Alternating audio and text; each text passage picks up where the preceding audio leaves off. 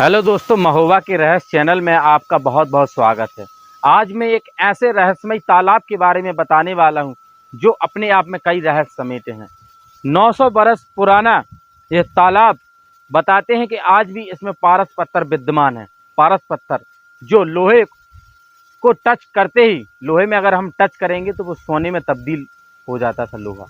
एक ऐसा पत्थर जो आला उदल के कार्यकाल से चला आ रहा है। तो आप देख सकते हैं महोबा में एक कीरत सागर नामक एक जगह है, स्थान, तालाब जाना जाता है। आप देख रहे हैं, आप ये देख रहे हैं, कोई आम तालाब नहीं है। बताते हैं कि इसमें ही पारस पत्थर है। अब मैं इनके इतिहास के बारे में बात करूंगा, आखिरकार क्या इतिहास रहा है उनका। आला उदल से जो पहले चंदेल शासक में राजा चले आए, उनके पास पारस पत्थर था। फिर राजा परमार आए। बताते हैं कि विरासत में राजा परमार को वो पारस पत्थर मिला था।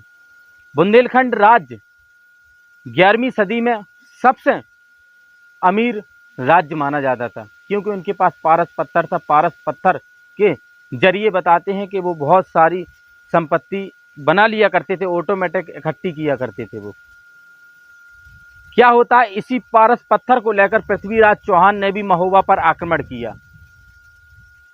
एक बार पृथ्वीराज चौहान और राजा परमार और आला उदल युद्ध कर रहे थे। आप एक टावर देख रहे होंगे, आपको यहाँ पर एक टावर दिख रहा है। इस टावर पर आती है पृथ्वीराज की सेना, वहाँ पर रुक जाती है। किस लिए आए थे पृथ्वीराज चौहान? खास तौर पर क्यों युद्ध कर रहे थे? पारस पत्थर को पाने के लिए। पारस पत्थर को पाने के लिए अनेक राजा महाराजाओं ने युद्ध किए। बताते हैं कि आला उदल ने 52 लड़ाइयाँ लड़ी और 52 लड़ाइयों में विजय हासिल की। उसी प्रकार से उनमें से 52 लड़ाइयों में से एक लड़ाई पृथ्वीराज चौहान के साथ भी हुई थी। पृथ्वीराज चौहान आता है, वहां पर अपना डेरा डाल लेता है।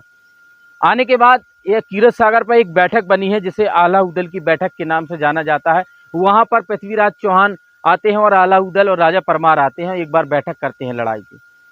पृथ्वीराज चौहान डिमांड रखते हैं कि हमें पारस पत्थर दे दीजिए, वरना हम आपके राज्य पर आक्रमण कर कर सब तहस महस भंग कर देंगे और चले जाएंगे और पारस पत्थर छीन लेंगे। आला उदल जैसे वीर योद्धा यहाँ थे तो डरने की कोई बात नहीं थी, लड़ाई ठान देते हैं। अचानक से यहाँ पर लड़ाई होती है, लड़ाई चलती रहती है। एक समय जब वो पारस पत्थर राजा परमार के पास था, पर राजा परमार को लगता है कि वो पारस पत्थर मेरे पास है और हम युद्ध हारने वाले हैं, अब क्या किया जाए। तो वो पारस पत्थर इसमें फेंक दिया जाता है। फेंकने के बाद जब पृथ्वीराज की सेना उसे ढूंढने लगती है, वो पारस पत्थर अपने आप गायब हो जाता है, किसी को नहीं मिलता है। फिर अचानक से युद्ध जीत जाते हैं जो आला उदल थे।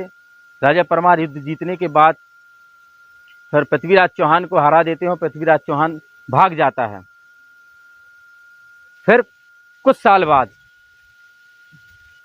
यानी कि 500-700-800 साल बाद क्या होता है, जब अंग्रेज शासक आते हैं तो अंग्रेज शासक कुछ लेखों में पढ़ते हैं, उन्हें पता लगता है कि आज भी इसमें पारस पत्थर है, अगर हमें मिल जाए तो हम माला माल हो जाएंगे।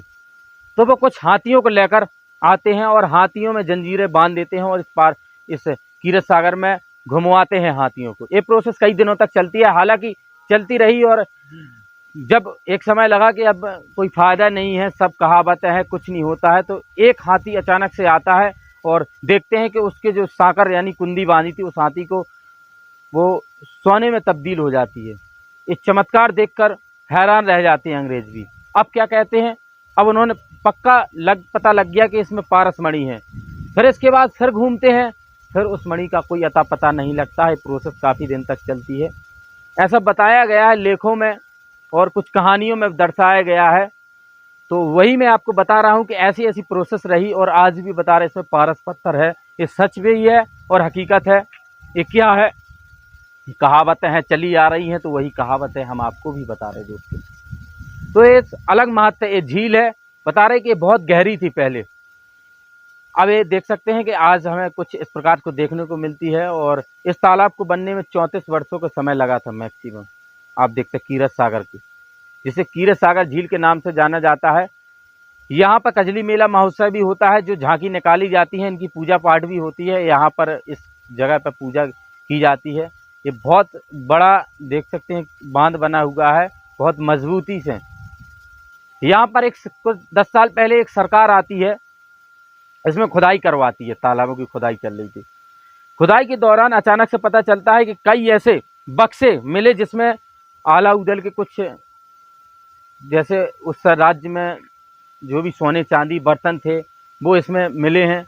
मिलने के बाद जब खुदाई चल रही थी वो मिले तो लखनऊ से टीम आती है और आर्मी आती है, उसे घेर लेती है, किसी को देखने नहीं देती है और ट्रकों से वो यहाँ से माल चला जाता है। इससे पता लगता है कि रियल में उस समय महोबा अमीर था और इसमें सोना चांदी बहुत था महोबा के अंदर। ये कहानी रही अलाउद्दीन जैसे वीर योद्धाओं की, जो महोबा के शेर कहे जाने वाले अलाउद्दीन की अलग ही दास्तान है। महोबा की लड़ाई बहुत ही प्रसिद्ध है। अलाउद्दीन की कहानी आज भी गाथाएं पूरे विश्व में गाई जाती हैं। उन जैसे वीर योद्धा कहीं नहीं थे। तो ये कीरत सागर का इतिहास रहा दोस्तों, जो मैंने आपको बताया है, और कुछ इस प्रकार से हैं। दोस्तों अगर वीडियो अच्छा लगा है तो लाइक शेयर सब्सक्राइब जरूर कर देना। बहुत बहुत धन्यवाद दोस्तों।